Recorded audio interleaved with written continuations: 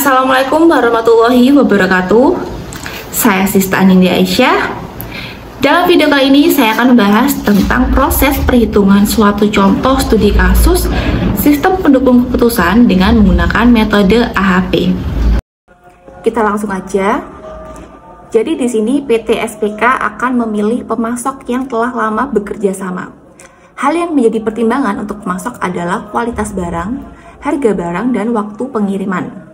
Berdasarkan pengalaman yang ada, setiap pemasok ini memiliki kekurangan dan kelebihannya masing-masing. Jadi, para pengambil keputusan menyatakan bahwa 1. Kualitas barang lebih penting daripada harga barang. 2. Kualitas barang mutlak penting daripada waktu pengiriman. Yang ketiga, harga lebih penting daripada waktu pengiriman.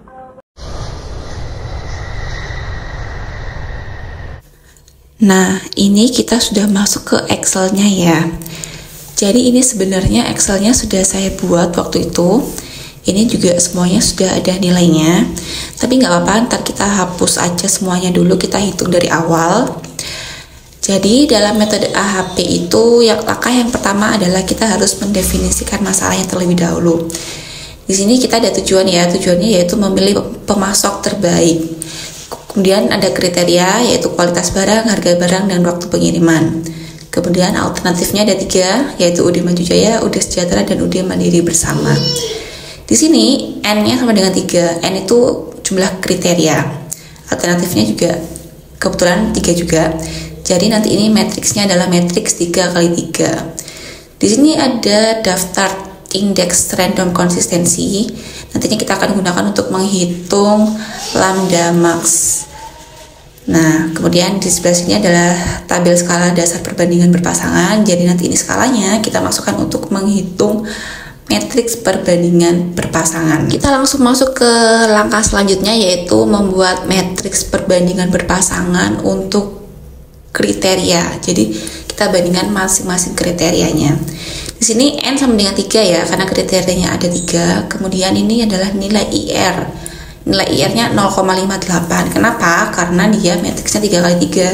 Jadi nilai IR-nya itu 0,58. Nah, di sini tabelnya kita hapus saja dulu. Kita hitung bersama-sama dari awal. Nah, untuk nilai perbandingan kualitas dibanding kualitas, ini nilainya equal ya.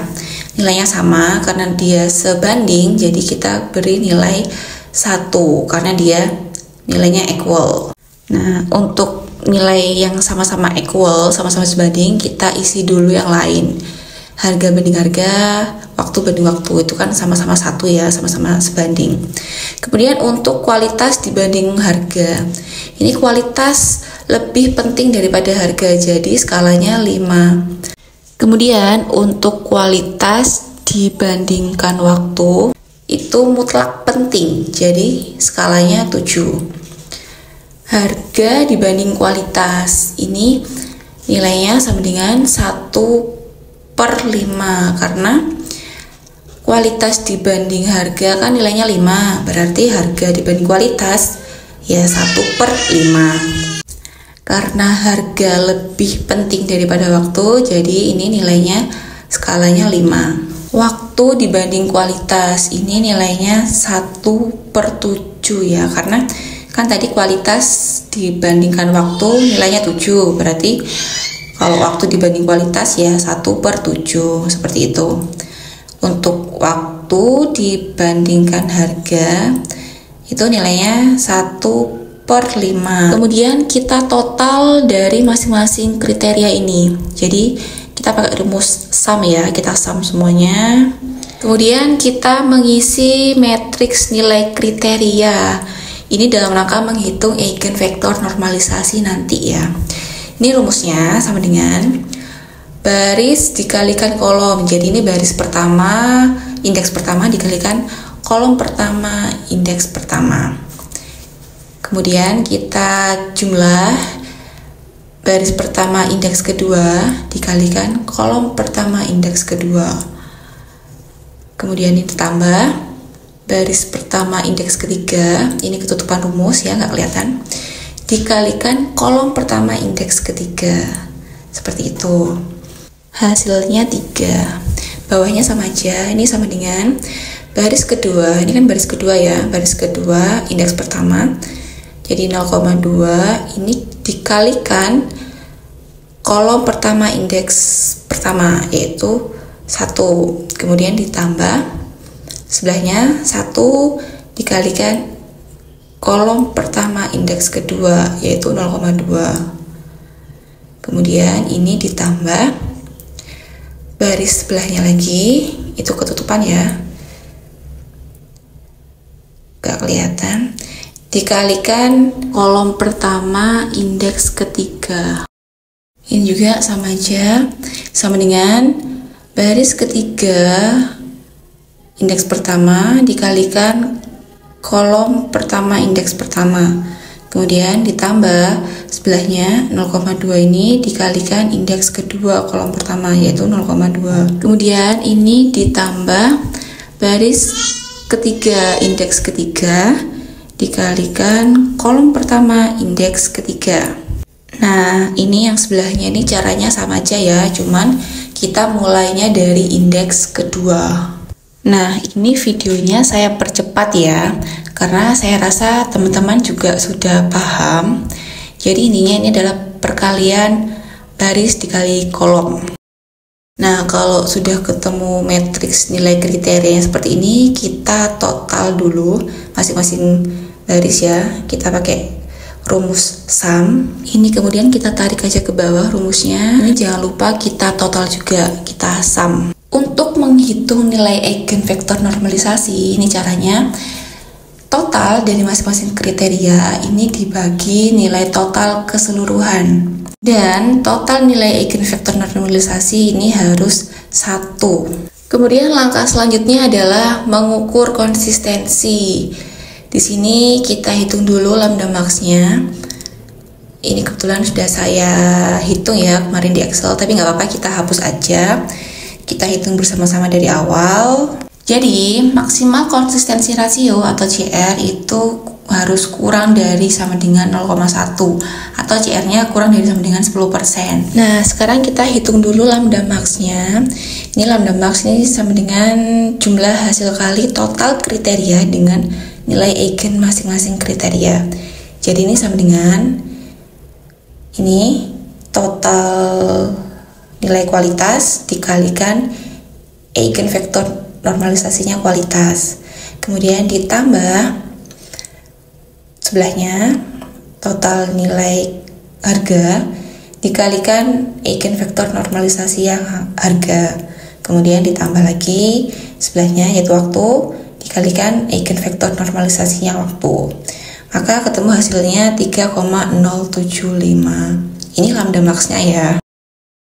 Kemudian menghitung CI atau konsistensi indeks. Ini rumusnya lambda max dikurangi N dibagi N-1.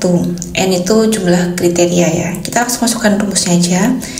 Sama dengan lambda max-nya yang ini kita kurangi 3 karena kriterianya 3. Kemudian dibagi 3 dikurangi 1, yaitu ketemu hasilnya 0,037. Kemudian kita menghitung nilai CR-nya.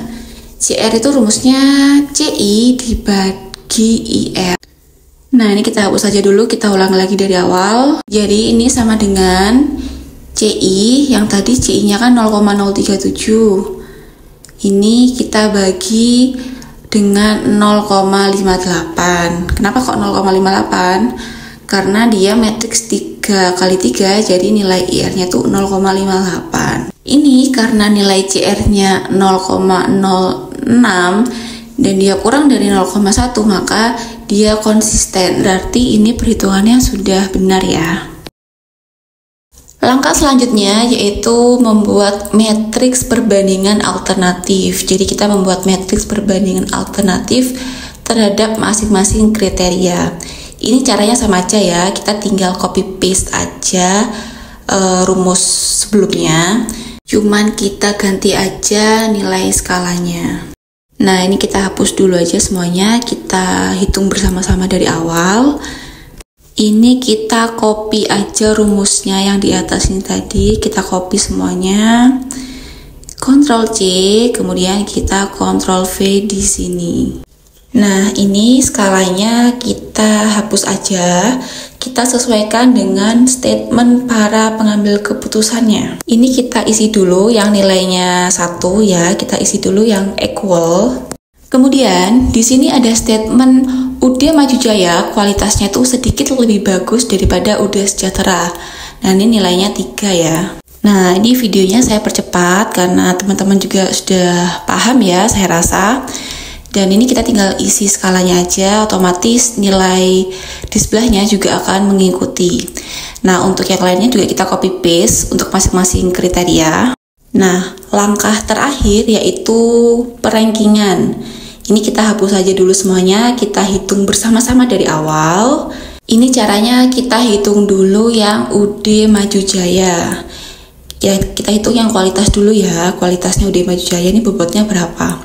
Ini caranya sama dengan nilai eigenvektor normalisasi untuk kualitas UD Maju Jaya ini dikalikan nilai eigenvektor normalisasinya kriteria kualitas. Kemudian selanjutnya adalah bobot harga. Bobot harga dari UD Maju Jaya ini rumusnya sama dengan nilai eigenvektor normalisasi harga UD Maju Jaya dikalikan nilai eigenvektor normalisasi kriteria harga. Nah, ini videonya saya percepat ya. Pokoknya intinya kita itu mengkalikan nilai eigenvektor normalisasi masing-masing alternatif dengan nilai eigenvektor normalisasi dengan kriteria yang bersesuaian. Nah, kalau sudah, ini jangan lupa kita total dulu masing-masing nilai alternatifnya. Jadi, kita pakai rumus sum ya, seperti biasa. Maka, kita bisa mengetahui nilai total dari masing-masing alternatif ini. Nah, dari sini sebenarnya sudah kelihatan ya, nilai total yang paling besar, yang paling tinggi itu yang mana. Tapi kita coba tetap masukkan rumusnya untuk melakukan perankingan dari masing-masing alternatif ini. Jadi kesimpulannya adalah pemasok terbaik adalah UD Maju Jaya karena dia nilainya paling besar. Nah, itu tadi video perhitungan secara manual dengan menggunakan Excel. Jadi dalam metode AHP itu kita ada 3 unsur ya. Yang pertama tujuan, kemudian kriteria, dan alternatif. Mudah-mudahan ke depan kita bisa membuat program, jadi kita nggak perlu capek-capek menghitung manual seperti ini. Bayangkan kalau misal kriterianya itu banyak, sangat banyak, dan banyak alternatif yang diinginkan oleh si pengambil keputusan, maka akan sangat ribet ya pastinya kalau menghitung secara manual. Saya Sista Anindya Aisyah, undur diri. Terima kasih. Wassalamualaikum warahmatullahi wabarakatuh.